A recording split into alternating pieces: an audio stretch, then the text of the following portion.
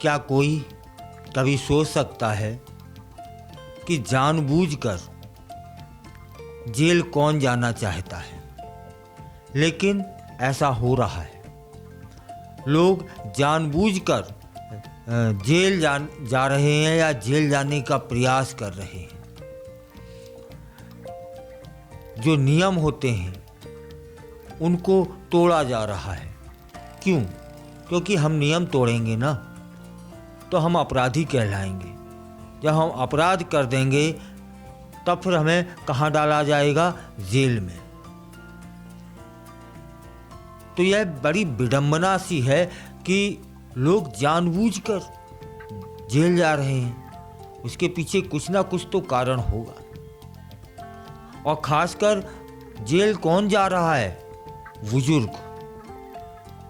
वे जानबूझकर नियम तोड़ रहे हैं इसलिए कि उन्हें जेल में डाल दिया जाए। तब फिर जान लेते हैं कि यह सब कहाँ हो रहा है। यह हो रहा है जापान में।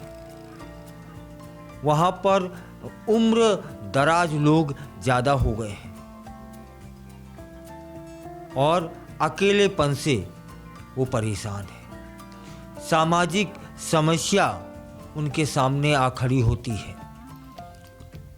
तभी तो एक 81 वर्ष की महिला ने भी ऐसा ही किया जो सामने आ गया।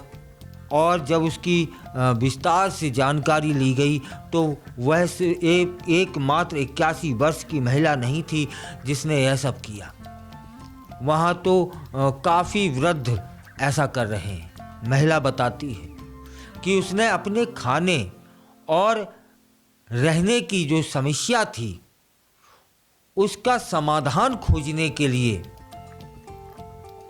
जानते हुए, बूझते हुए, समझते हुए नियम को तोड़ा है, कानून को तोड़ा है, ताकि पुलिस उसे पकड़ ले और फिर जेल में डाल दे। वहाँ की राजधानी है टोक्यो के टोचगी नाम की महिला जेल में बंद हुई और उसने कहा कि जेल आने से उसका जो जीवन है वो बदल गया है। उस जीवन में स्थिरता आ गई है। उसने कहा, मैंने ऐसा अभी नहीं किया है। पहली बार किया था जब मेरी उम्र 60 वर्ष की थी, जब मुझे खाना चुराने के आरोप में जेल जाना पड़ा था। इसके बाद मुझे जेल में बेहतर स्वादिष्ट भोजन मिला, रहने को आश्रय मिल गया।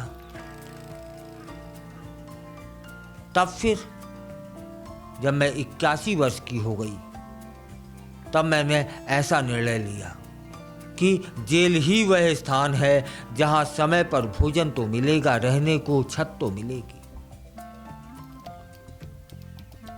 आपको बता दें कि जापान में जो सरकार है वहाँ का नियम है बुजुर्गों को पेंशन दी जाती है और बुजुर्गों का कहना है कि उतने पैसे से उनका रहना और खाना दोनों नहीं हो पाता है। एक CNN की रिपोर्ट है, वह कहती है कि उस जेल में 500 से अधिक महिला कैदी अभी हैं, जिनमें से हर चौथा कैदी उम्रदराज है, वृद्ध है। अकियो बताते हैं कि जेल के अंदर का जो वातावरण है वह बहुत अच्छा है। यहाँ लोग एक दूसरे की मदद करते हैं, सुनते हैं, बतियाते हैं, खेलते हैं, कूदते हैं, समय पर भोजन वगैरह उन्हें सब मिलता है। इसलिए इस महिला कैदी का नाम क्या था? अकियो। तब अकियो ने कहा कि मैं आर्थिक रूप से कमज़ोर थी। यदि मैं आर्थिक रूप से मजबूत होती तो जेल आने के विषय में विचार नहीं करती, लेकिन आर्थिक रूप से कमज़ोर थी। अपना रहना और खाना मुझसे नहीं हो पा रहा था, इसलिए हमने नियम तोड़ा और जेल में आ गई। उसका परिवार उससे अलग रहता है। अकेलापन भी उसके अनुसार यह था कि अकेलेपन ने भी मजबूर कर दिया जेल आने को, इसलिए उसे जेल में आना पड़ा। अखियो बताती हैं कि जेल आने से पहले वह अपने बेटे के साथ रहती थी, जिसकी उम्र 43 वर्ष है। लेकिन अपने ही बेटे से किसी बात पर उनका झगड़ा हो जाता है और बेटा उन्हें घर से बाहर निकाल देता है। जब वे घर से बाहर आ जाती हैं तो उनकी जो स्थिति है, आर्थिक स्थिति, वह खराब हो गई। रहना और खाना दोनों बामुश्किल हो पाता था। तब उन्हें ख्याल आया कि एक बार वे जेल गई थीं, वहाँ रहना और खाना ठीक था, समय पर था, और ज़िंदगी में अब ऐसा कुछ नहीं बचा था जिसके लिए मैं बाहर रहती। तब फिर मैंने सोचा कि क्यों ना जेल चला जाए और जेल के लिए कुछ ना कुछ अपराध करना होगा। तब मैंने नियम तोड़ दिया, कानून तोड़ दिया और मुझे जेल में डाल दिया गया। मतलब एकाकीपन और आर्थिक समस्या, यह दो चीज़ें ऐसी हैं जो जापान में लोगों को, वृद्ध लोगों को मजबूर कर रही हैं जेल में रहने के लिए। और इस समय वहाँ पर इस तरह के मामले बहुतायत में देखे जा रहे हैं, जिसमें जापानी बुजुर्गों ने आश्रय पाने के लिए, भोजन पाने के लिए, अकेले की समस्या से दूर रहने के लिए जेल जाने का जो रास्ता था वह चुना। जापान में इस समय बुजुर्गों की संख्या बढ़ रही है। अकेलेपन के तनाव उन्हें साल रहे हैं, परेशान कर रहे हैं। बुजुर्ग तब क्या कर रहे हैं, छोटे मोटे अपराध कर बैठते हैं और उन्हें जेल में भेज दिया जाता है। सुकून है, तसल्ली है कि जेल में उन्हें पौष्टिक भोजन मिल जाता है, रहने को छत मिल जाती है और जीवन में उनके उत्साह, उमंग आ जाती है। क्योंकि वहाँ पर क्या होता है, जो कैदी होते हैं वो आपस में बतियाते हैं, खेलते हैं, कूदते हैं, समय पर भोजन मिल जाता है, समय पर सोना हो जाता है, छत हो जाती है, ठंड परेशान नहीं करती, गर्मी सालती नहीं है, बरसात में भीगते नहीं हैं। और उन्हें अपने घरों की इसलिए याद नहीं आती कि घर वालों ने ही तो ऐसा कुछ किया होता है, उन्हें अकेले छोड़ दिया होता है। तब फिर वो मजबूर हो जाते हैं जेल में आने के लिए। यह बड़ी विडंबना है जापान में। यह बात हो गई जापान की। तब फिर वहाँ से सबक लेते हुए हमें यह विचारना चाहिए कि कहीं हमारे बुजुर्ग तो एकाकीपन से परेशान तो नहीं है, किसी तनाव में तो नहीं है, उन्हें समय पर भोजन मिल रहा है, उनकी छत टपक तो नहीं रही है, उन्हें समय पर दवाइयाँ हम मुहैया करा रहे हैं कि नहीं करा रहे हैं।